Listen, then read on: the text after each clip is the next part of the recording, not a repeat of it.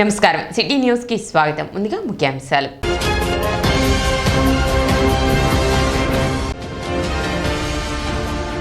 ప్రజా సమస్యల పరిష్కార వేదిక కార్యక్రమాన్ని ప్రజలు సద్వినియోగం చేసుకోవాలి. మున్సిపల్ కమిషనర్ శేషన్న పిలుపు.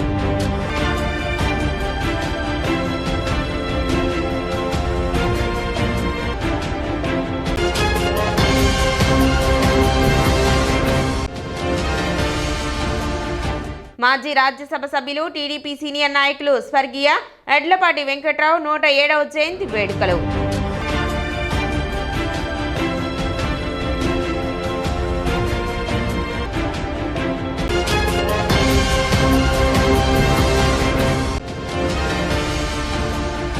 ఇంధన పొదుపు వారోత్సవాలలో భాగంగా తెనాలి విద్యుత్ శాఖ ఆధ్వర్యంలో అవగాహన ర్యాలీ.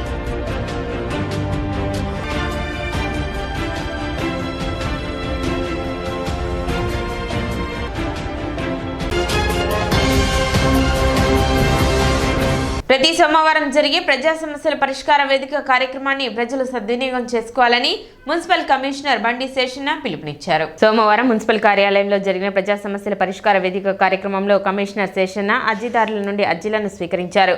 వివిధ రకాల సమస్యలకు సంబంధించి పలు అర్జీలు వచ్చాయని వాటిని నిర్ణీత సమయంలో అధికారులకు పంపి పరిష్కరించడం జరుగుతుందని కమిషనర్ శేషన్న వివరించారు.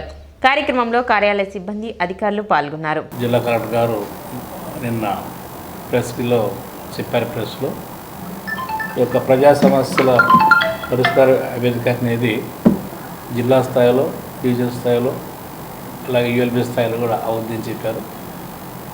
అందువల్ల ప్రజలు గమనించుకోవాల్సింది ఏంటంటే కనుక మీకు ఏదన్నా సమస్యలు ఏమైనా ఉంటే కనుక ప్రతి సోమవారం నాడు ఇక్కడికి వచ్చేసి మున్సిపాలిటీకి ఇస్తే కనుక వాటి గురించి పరిష్కారం మాకు రూల్స్ మేరకు అయితే ఉన్నాయో వాటిని క్లియర్ చేయడానికి స్కోప్ ఉంది. కాబట్టి ఈ అవకాశాన్ని సద్వినియోగపరచుకోవాల్సి ప్రజలు కోరుతున్నాం. అదేవిధంగా గమనించుకోవాలి, ఈరోజు కూడా కొన్ని సమస్యల గురించి వచ్చారు. సో వాటన్నీ కూడా స్వీకరించి వాటికి తినే చర్యలోనే చేయలేనటువంటి సాల్వ్ చేయలేనటువంటి సమస్యలు ఏమి ఉంటాయి కనుక అవన్నీ కూడా అవుతున్నాయి. ఒకవేళ సాల్వ్ చేయలేనిగానే ఉంటే కనుక ఎందుకు అవడం లేదు ఏంటనేటువంటి సమాచారం కూడా ఇస్తూ ఉన్నాం. ఏ సమస్య వచ్చినా కూడా దానికి సాల్వేషన్ విధంగానే మా యొక్క ప్రయత్నాలు ఉన్నాయి.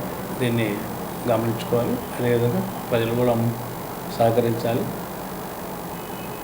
ప్రభుత్వం ఇస్తున్నటువంటి సేవలు ఏవైతే ఉన్నాయో వాటిని సద్వినియోగపరుచుకొని మన ప్రాంతాన్ని పరిశుభ్రంగా ఉంచుకునేటువంటి యొక్క క్రమంలో మాకందరూ కూడా సహకరించాలని ప్రజలను కోరుతూ ఉన్నాం. ప్రతి ఒక్కరూ విద్యుత్ పొదుపు పాటించాలని విద్యుత్ ఈ చిరంజీవి తెలిపారు. డిసెంబర్ 14వ తేదీ నుండి 20వ తేదీ వరకు జరుగుతున్న జాతీయ ఇంధన పొదుపు వారోత్సవాల్లో భాగంగా విద్యుత్ శాఖ ఆధ్వర్యంలో ఇంధన పొదుపుపై చెంచుపేట విద్యుత్ కార్యాలయ సిబ్బంది, అధికారులు అవగాహన ర్యాలీ నిర్వహించారు.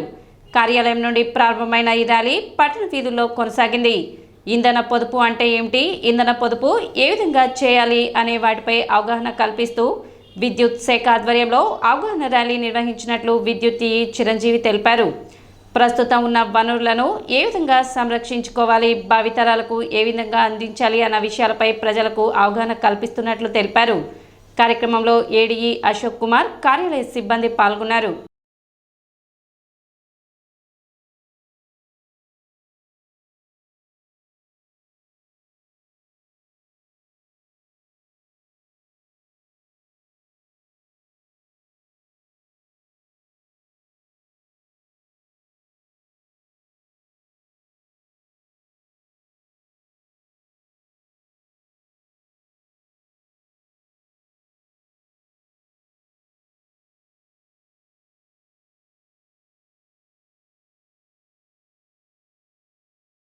జాతీయ పొదుపు వారోత్సవాలు డిసెంబర్ 14 నుంచి 20 వరకు, అంటే వీక్ డేస్ పాటు, వారం రోజుల పాటు అన్ని ప్రదేశాల్లో విద్యుత్ పొదుపు యొక్క ప్రాముఖ్యాన్ని తెలియజేస్తూ స్టేట్ గవర్నమెంటు, సెంట్రల్ గవర్నమెంటు ఆధ్వర్యంలో అనేక ఆఫీసుల్లో ఇలాంటి కార్యక్రమాలని చేపట్టడం జరిగింది.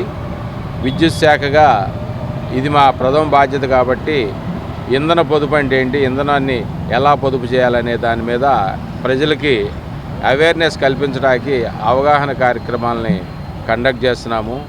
ఇంధన పొదుపు అంటే ఇంధనం అంటే విద్యుత్తు, బొగ్గు,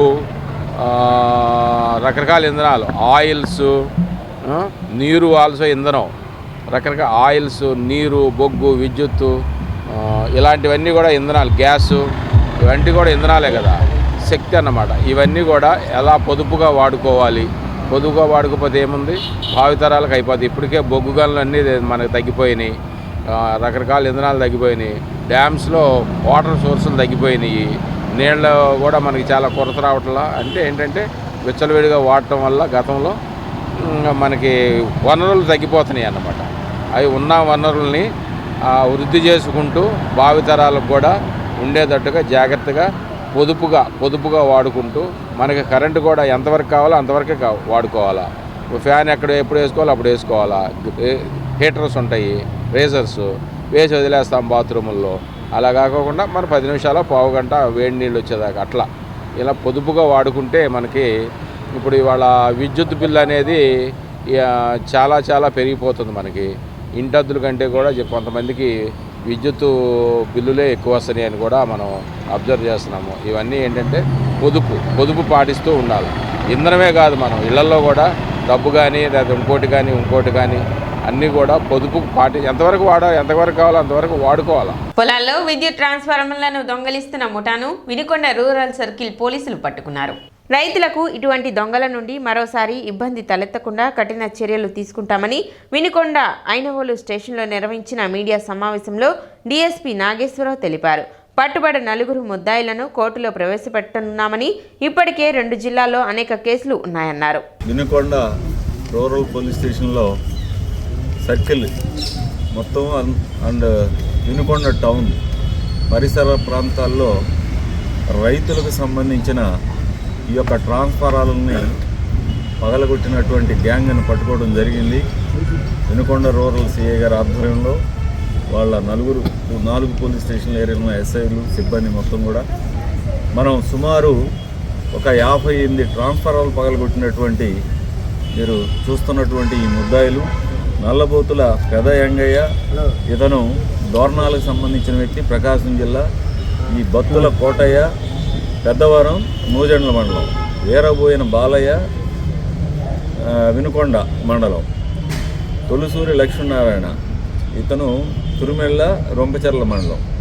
వీళ్ళందరూ ఈ యొక్క ట్రాన్స్ఫారాల్లో ఉన్నటువంటి ఈ రాగి వైరును తీసుకోవటం కోసం మరి రైతుల యొక్క ట్రాన్స్ఫారాలు పగలగొట్టి ఈ నేరాలు చేయడానికి అలవాటు పడి దాదాపు మన పల్నాడు జిల్లాలో అయితే 48 నేరాలు, మరి ప్రకాశం జిల్లాలో 10 నేరాలు మొత్తం కూడా రికవరీ చేసి సుమారు 4 క్వింటాల రాగి వైర్ను మనం రికవరీ చేయడం జరిగింది. అయితే మీ అందరికీ తెలుసు, మరి రైతులు ఎంతో కష్టపడి, ఇప్పుడే నేను రైతులతో కూడా కొంత ఇంటరాక్ట్ అయ్యాను. 75,000, 1,00,000, 2 లక్షలు పెట్టి రైతులు ఈ యొక్క ట్రాన్స్ఫారాలని నిర్మించుకుంటే ఈ యొక్క గాలి బ్యాచ్ అనండి, లేకపోతే ఈ రకంగా నేరాలు అలవాటు పడినటువంటి ఈ వెధవలు పగలగొట్టి 2,000 రూపాయల కోసం మరి రైతుల యొక్క పంట, ఎందుకంటే వాళ్ళకి సకాలంలో కరెంట్ రాకపోతే లిఫ్ట్ చేసుకోవడానికి కానీ వాటర్ని చాలక పెట్టుకోవడానికి కానీ చాలా ఇబ్బందులు పడతారు. మళ్ళీ వాళ్ళకి రీప్లేస్మెంట్ ట్రాన్స్ఫార్మ్ చేయాలి అంటే వాళ్ళకి పోలీసులు ఎఫ్ఐఆర్ కట్టాలి, రికవరీ చేయాలి. రికవరీ అయితేనే ట్రాన్స్ఫార్మ్ మళ్ళీ రీప్లేస్ చేస్తారని కూడా చెప్తా ఉన్నారు. కాబట్టి వీళ్ళందరిపైన కూడా పీడీ యాక్ట్ కూడా వేస్తూ ఉన్నాం. వీళ్ళపైన సస్పెక్ట్ షీట్లు కూడా ఓపెన్ చేస్తాం. మరి మీకు తెలుసు, చాలా గ్రామాలు, ఈ నడిగడ్డ, కొప్పుకొండ గ్రామాలు, తర్వాత పెదకంచెర్ల, ఏనుగుపాలెం, కాయల గోనకొండ, ఎత్తిపోతల వద్ద కోటనగరు, నాగులవరం, కండ్రిక, రేమిడిచెర్ల, తర్వాత గండి గనుమల, ఇలా ములకలూరు, ఏ గ్రామంలో పడితే ఆ గ్రామంలో వీళ్ళ ఇష్టానుసారం నేరాలు చేశారు. మరి ఈ 2 జిల్లాల్లో కూడా ఇంకా చాలా నేరాలు ఇంకా మనం రికవరీ చేయాల్సి ఉంది. ఈ గ్యాంగ్నంతా కూడా ఇంకా పట్టుకోవాలి. వీళ్ళని కంప్లీట్గా ఈ రైతుల జోలికి పోతే, ట్రాన్స్ఫారం జోలికి పోతే ఈ దెబ్బ అసలుకి వీళ్ళని కంప్లీట్గా మరి బహిష్కరణకు కూడా వీళ్ళ మీద కేసులు పెట్టాలి. ఎరువులు విత్తనాలు పంపిణీలో డీలర్లు రైతులను ఎటువంటి ఇబ్బంది పెట్టరాదని తెనాలి మండల వ్యవసాయ అధికారి ప్రేమ్ సాగర్ స్పష్టం చేశారు. తెనాలి వ్యవసాయ సబ్ డివిజన్ పరిధిలో 50% పంట కోతలు పూర్తయినట్లు చెప్పారు. ప్రభుత్వం కల్పించిన మద్దతు ధరకు రైతుల వద్ద నుండి వారికి ఎటువంటి ఇబ్బందులు కలగకుండా ప్రభుత్వం తరపున ధాన్యం కొనుగోలు చేస్తున్నట్లు ప్రేమ్ సాగర్ చెప్పారు. కొంతమంది రైతులు జొన్న, మొక్కజొన్న సాగు చేస్తున్నారని విత్తన శుద్ధి చేసిన విత్తనాలను మాత్రమే విత్తుకోవాలని సూచించారు. పంట కోతల అనంతరం వచ్చే వ్యర్థాలను కాల్చకుండా భూమిలో కలియదున్నుకోవాలని తెలిపారు. అదేవిధంగా ప్రభుత్వం ఎరువులను రైతు సేవా కేంద్రాల ద్వారా కాకుండా సొసైటీ ద్వారా అందించే విధంగా నిర్ణయం తీసుకున్నట్లు చెప్పారు. ఎరువుల విషయంలో డీలర్లు రైతులను ఇబ్బంది పెడితే చర్యలు తీసుకుంటామని ఏవో ప్రేమ్ సాగర్ తెలిపారు. వరి పంట కోతలు జరుగుతున్నాయి. దాదాపు 50% మనకు పంట కోతలు అయిపోయినాయి, ఇంకా జరుగుతూ ఉన్నాయి. బయట మార్కెట్లో ధాన్యం కొనుగోలు చేస్తున్నారు, మా దగ్గర కూడా ధాన్యం కొనుగోలు చేస్తున్నారు. జీడీసీఎంఎస్ స్టాఫ్ వాళ్ళు, ప్రొక్యూర్మెంట్ స్టాఫ్, సపోర్టింగ్ ఏజెన్సీ వాళ్ళు తేమ శాతం చూసి వాళ్ళ తేమ శాతం ఓకే అంటే మన రైతు సేవా కేంద్రం వాళ్ళ ద్వారా షెడ్యూలింగ్ ఇప్పించేసి టోకెన్ ఇప్పించేసి తర్వాత మనం ధాన్యం కొనుగోలు చేస్తున్నాం. ఎటువంటి ధాన్యం కొనుగోలులో ఎటువంటి ఇబ్బందులు లేవు. కాబట్టి రైతు సోదరులందరూ 17 తేమ శాతం వస్తే ఎటువంటి తరుగు లేకుండా మేము తీసుకుంటాం. 17 నుంచి 22% లోపల ఉంటే కింటాకి 1 కేజీ తరుగు చొప్పున ఒక్కొక్క శాతానికి పెరుగుతూ ఉంటే అట్లా 5 కేజీల తరుగు లోపల తీసుకుంటాం. కాబట్టి దీన్ని గమనించి రైతు సోదరులందరూ మనకు దేవుడి దయ వల్ల వర్షం కూడా తప్పుతూ ఉంది. కాబట్టి మీరు ఆరబెట్టుకొని మా దగ్గరికి వస్తే 17% వస్తే గవర్నమెంట్ రేటు 17.45 75 కేజీల బస్తా, లేకపోతే కింటా 23-20 చొప్పున కామన్ గ్రేడియా వెరైటీ తీసుకోవచ్చు. కాబట్టి రైతులందరూ ఈ సదవకాశాన్ని వినియోగపరచుకోవాల్సిందిగా కోరుతున్నాం. తర్వాత రైతు సోదరులు మొక్కజొన్న, జొన్న విత్తనాలు ఇస్తున్నారు. దాంట్లో కొన్ని విత్తనాలు అయితే ఆల్రెడీ విత్తన శుద్ధి చేసి వస్తుంటాయి మెటలాక్సైల్ తోటి, గౌచుతో కానీ. కాబట్టి ఎక్కడైతే విత్తన శుద్ధి చేయకుండా ఉంటారో దాన్ని కార్బనిజంతో కానీ గౌచుతో కానీ మళ్ళీ చేసుకొచ్చి 24 గంటలు పొడి విత్తనాన్ని కలిపి మళ్ళీ విత్తుకోవచ్చు. తర్వాత రైతు సోదరులందరూ ఈ సంవత్సరం మళ్ళీ స్లాషర్ కానీ మల్చర్ కానీ వేసేసి కోసిన వ్యర్థాలని కట్ చేసేసి దాన్ని పైన పరుస్తున్నారు. అంతవరకు మేలే. దాన్ని పరిచిన దాన్ని మళ్ళీ అది ఇన్కార్పొరేట్ చేసి రోటేట్ మళ్ళీ కలిపితే మంచిది. దాన్ని మళ్ళీ కాలుస్తున్నారు. కాలవడం వల్ల మళ్ళీ కాలుష్యం వస్తుంది. అలా కాల్చకుండా స్లాషర్ మల్చర్ వేసేసి ఆ వ్యర్థాలని భూమి లోపల ఉంటే అవి మళ్ళా బలాన్ని వస్తాయి. కాబట్టి సేంద్రీయ కర్బనం మనకు వస్తుంది. కాబట్టి ఎందుకంటే పశువుల ఎరువు ఏమీ లేదు. కాబట్టి రైతు సోదరులందరూ దీన్ని వ్యర్థాలని కాల్చకుండా ఉండాల్సిందిగా కోరుకుంటున్నాం. ఇప్పుడు చిన్న విరామం.